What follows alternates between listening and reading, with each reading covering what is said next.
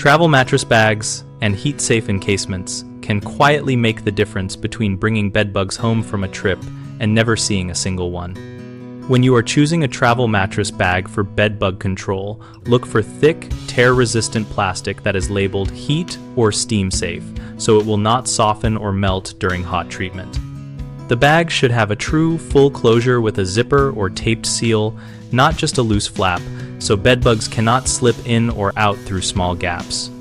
For do-it-yourself heat treatment, you want bags that can handle the high dryer settings many pest experts recommend, which means no thin garment bags and no brittle storage plastics.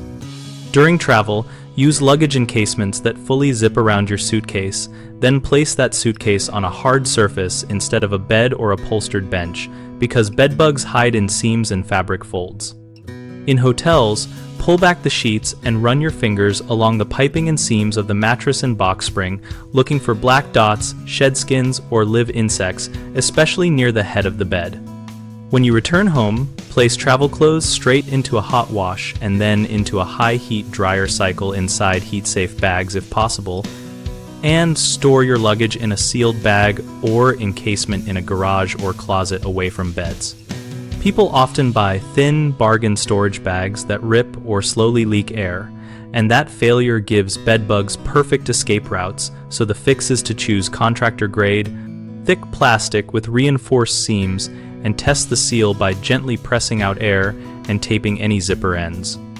Another frequent mistake is treating hotel inspections as optional, which leads to missed signs on headboards, mattress tags, and bed frames.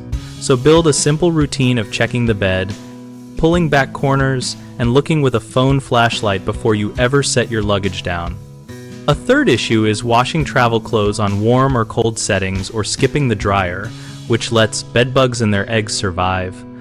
So commit to hot water plus a full high heat drying cycle for at least 30 minutes for every item that can safely handle it.